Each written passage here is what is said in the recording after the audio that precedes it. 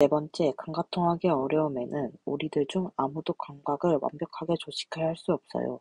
행복, 생사, 자율협응 등 사람들은 더 완벽에 가깝게 감각통학을 할 것이에요. 어떤 사람들은 특별히 좋은 감각통학을 할 수 있으나 그 외에는 단지 평균 정도거나 또는 불충분하게 할 수 있어요. 만약 내가 감각통학을 잘하지 못한다면 삶의 많은 것을 방해할 수 있고 삶 속에서 더 많은 노력이 필요하며 어려움을 있을 것이고 성취감과 만족감도 덜 할 것이에요. 감각통학을 연구하는 사람들은 오늘날 미국의 약 5%에서 15%의 아동에서 학습이 느리거나 행동의 문제를 야기시키는 감각통학의 문제를 갖고 있다고 보고하고 있어요.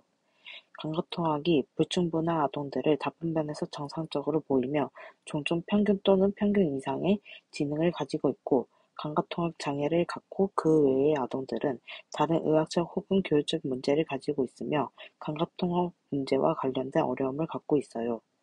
2-1 평가에서 현재 뇌의 장애를 측정할 수 있는 방법은 아무것도 없고 감각통학 장애는 일반적인 의학적 문제와 같지 않아요. 우리는 아동을 관찰하고 자연스러운 놀이와 행동, 그리고 표준화된 평가를 수행하는 것을 본 후에야 아동 뇌의 기능이 어떠한지 판단할 수 있어요. 오랫동안 아동을 전통적인 의학적 절차로 평가한 내과 의사들은 그러한 측정을 통해 어떠한 문제도 발견할 수 없을 것이며 아동이 문제를 지적하거나 문제가 생기는 것을 부모님이 제안함으로써 재측정해야 하는 노력이 필요할 것이에요. 문제가 심각하지 않을 때 부모님들은 종종 아동이 학교에서 다니기 전까지 그리고 읽거나 쓰는 것을 배우는데 문제를 갖기 전까지 잘게 따지 못해요.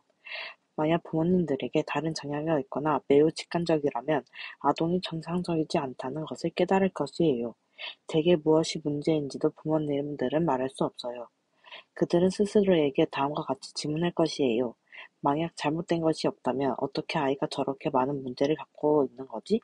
혹은 왜 아이가 이렇게 쉽게 우는 거지? 혹은 저 아이는 왜 이렇게 고집이 세지?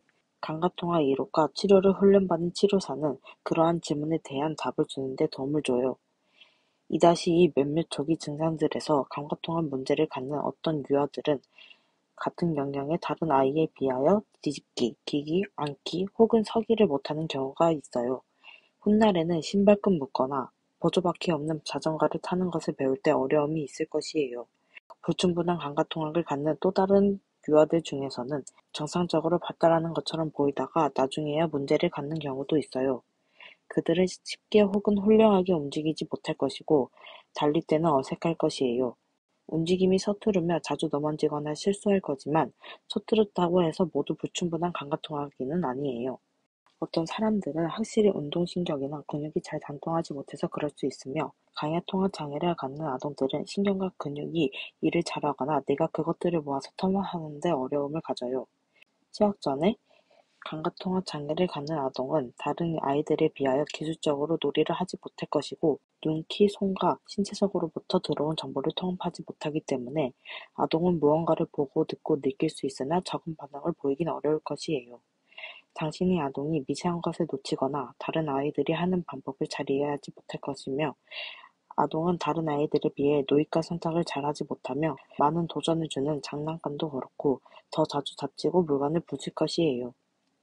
언어 발달이 지연되는 것은 일반적인 문제이며 뇌가 잘 발달하지 않았다는 초기 단서가 돼요. 어떤 아동들은 잘 듣지 못하지만 청력의 문제가 아닐 수 있어요. 귀로 단어를 듣지만 뇌로 가는 길에서 그것이 잃어버리게 되는 것이죠. 다른 아이들은 그들이 원하는 것을 말할 수 있지만 단어를 직접 말할 수 없고 손과 눈에서 오는 명확한 메시지가 없다면 아동은 줄을 따라 색칠하고 퍼즐을 맞추고 가위로 정확하게 자르거나 두 장의 종이를 풀로 붙일 수 없어요. 일반적인 작은 책상의 아동은 다른 또래에 비하여 더 부족하게 여기며 아동에게 책상은 더 어렵고 혼란스러운 곳이 돼요. 성인은 단지 아동이 흥미가 없는 것이라고 생각하지만 아동은 의미와 만족감을 제공하지 못하는 반응과 감각 때문에 흥미가 없는 것이에요. 어떤 아동들은 피부에서 오는 감각을 조직화하지 못해요. 그들은 다른 사람과 닿거나 떨어져 서 있어도 쉽게 화를 내거나 흥분하고 오는 날 과잉 행동을 보이는 수많은 아동들이 불충분한 감각통화 때문에 그럴 수 있어요. 때때로 빛이나 소음은 아동에게 짜증을 나게 하고 당황스럽게 하며 만약 가까이에서 관찰한다면 당신은 아동의 얼굴에서 짜증을 알아차릴 것이에요. 5번째, 감각통학의 이해에서는 당신을 둘러싼 세계의 감각 만들기를 위해 감각 정보가 얼마나 의존할지 생각해보고, 창고에서 불이 꺼지고 수많은 다른 사물과 재료 사이에서 왼쪽에 있는 박스를 찾는다고 생각해보며, 알람이 시끄럽게 울리면 머리 위에 스프링클러에서 물이 쏟아진다고 생각해봐요. 당신에게 도움이 되는 청력과 시력의 사용 없이 장소를 인식하고 문제를 해결하기 위해 촉각과 신체 자세를 지각하는 감각을 사용하는 것이 어떨까요? 큰 알람 소리와 예상치 못한 물의 자극이 당신이 경험했던 다른 감각에 선택하기 위한 능력에 어떤 영향을 미칠까요? 만약 우리가 필요로 하는 정보를 감각이 제공하지 못한다면 우리는 본래 의존하였던 감각 대신 또 다른 감각에 의존하게 될 것이에요. 낯선 창고에 있다면 생각할 때 침착하고 조직화되며 일상적인 삶에서 당신의 행동을 보장하는 데 도움을 주는 예측 가능한 감각 정보를 사용하지 못한다면 당신이 무엇을 할 수 있을지 생각해 볼 수 있나요? 2-3. 학교에서의 문제. 때때로 아동은 집에서는 잘하거나 특별한 문제가 보이지 않다가도 학교에서 학습을 매우 어려움을 가지는 경우가 있어요. 선생님들은 읽기, 쓰기, 수학이 기초라고 종종 말하지만 실제로 이러한 것들은 매우 복잡한 과정이며 오직 감각통학의 기초 위에서만 발달할 수 있는 것이에요. 감각통학의 문제는 어린 아동기에만 작지만 학교에 들어가면 매우 큰 핸디캡이 될 것이에요. 부모님들과 선생님들은 어린 아동에게 할 수 있는 것보다 더 많은 것을 학령기의 아동에게 기대해요. 아동은 다양하고 새로운 것을 배워야 하는 것뿐만 아니라 여러 동급생과 어울리고 선생님을 잘 따라야 해요. 내가 잘 조직화되지 않는 아동은 친구들을 사귀고 유지하는 것에 문제를 가져요.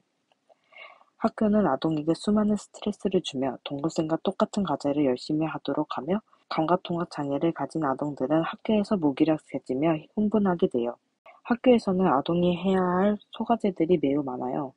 감각통학이 잘 되지 않으면 신발끈을 묶고 가위를 치고 점프심을 부러뜨리지 않고 한 개의 과제에서 다른 과제를 변경하고 등급기를 면접 표시를 인지하는 것 등을 학습하는 것을 매우 어려워해요. 아동은 더 좋은 감각 운동 능력을 갖춤으로써 운동을 잘하고 싶은 욕구가 가질 것이며 아동은 선생님과 홀로 있을 때 집중하는 것보다 다른 사람들이 가득 찬 교실에서 더 집중을 잘할 필요성을 느낄 것이고 단순한 어떤 것을 천천히 하는 것보다 빨리 하는 것을 기대할 것이에요. 한 가지 지시보다 기억하기 더 어려운 책들을 치우고 연필도 치워라 와 같이 한 번에 두 가지를 기억해야 할 필요성을 느낄 것이고 교실에서 아동은 외부의 소리, 비, 많은 사람들이 다른 일들을 하는 것에 의한 혼란 등에 의하여 쉽게 방해받을 것이에요. 아동의 뇌는 과도하게 자극받으며 어떤 활동에 반응해요. 과잉 행동 아동은 어떤 목적이 없는데도 교실의 모든 장소를 뛰어다닌다. 그것은 아동의 뇌가 조절하지 못하기 때문이에요. 과도한 행동은 조직화되지 못한 감각들에 대한 강박적인 반응이며 아동은 뇌가 집중하지 못하여 혼란스럽기 때문에 선생님이 뭘 가르치는지 이해할 수 없을 것이에요. 만약 아동이 줄을 서 있고 누군가가 실수로 부딪혔다면 아동은 화를 내거나 때릴 것이에요. 아동에게는 참을 수 없는 감각에 대한 자동적인 반응이지만 화가 나거나 때리는 행동은 인간관계에서 좋지 않아요. 아동은 그러한 문제들에 대하여 말하는 것이 어렵거나 조제되고 의식적인 뇌의 처리 과정 내에서 문제가 일어나더라도 어떻게 해야 하는지 이해하지 못해요. 스스로 조절해보거나 더 집중하라고 말하는 것은 소용이 없어요. 사탕이나 금별과 같은 보상과 체벌은 뇌가 감각들을 더 쉽게 조직화하도록 하지 않아요. 어른들은 종종 아동의 문제가 욕구를 제대로 조절하는 것이 못하기 때문에 악화된다고 여겨요. 이러한 경연일을 하고 몇 년이 지나면 아동은 자신이 다르다는 것을 알아차리고 아동은 그가 항상 해오던 받은 일이 다르다는 것을 깨달아요. 성실한 부모의 지지가 없다면 특히 다른 아동들은 자신이 어떻다고 말해줄 때 아동이 자신이 멍청하다거나 나쁘다고 생각하며 성장해요. 아동에게 멍청하거나 나쁜 것이 아니라고 말로 설명해주는 것은 충분하지 않으며 말과 생각은 뇌로 조작하지 못해요. 그러나 감각과 적응 반응은 아동을 도와주며 또한 자존감을 높이는 데 도움을 줄 수 있어요. 감각통학 장애는 누구나 겪을 수 있는 매우 괴로운 일이며 감각통학의 어려움을 겪는 모든 아동들은 서로 다른 증상을 보인다는 것을 기억해야 해요. 심지어 정상적으로 자라나는 아동에게도 한순간 혹은 다른 때에 몇 가지 작은 문제를 보여요. 아동이 많은 문제를 가지고 있거나 자주 문제가 발생할 때 부모들은 관심을 가져야 하고 만약 부모가 느끼기에 아동이 감각통합 문제를 가지고 있다면 감각통합 이론과 치료에 대해 훈련받은 치료사에게 데려가야 해요.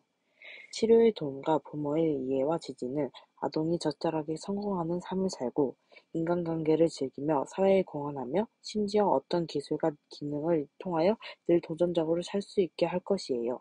만약 당신이 알고 지내는 모든 성인들에 대하여 생각해 본다면 누구나 약간의 배움과 학습에 어려움을 갖는다는 것을 깨달을 것이며 우리들 대부분의 감각통학이 완벽하지 않아도 잘 살아갈 수 있어요. 읽기, 쓰기 등 활동들은 감각통학의 튼튼한 토대 위에 발달하는 매우 복잡한 처리 과정이다. 감각통학에 어려움을 갖는 모든 아동은 서로 다른 증상을 보인다라고 하고 이상 영상을 마치도록 하겠습니다. 감사합니다.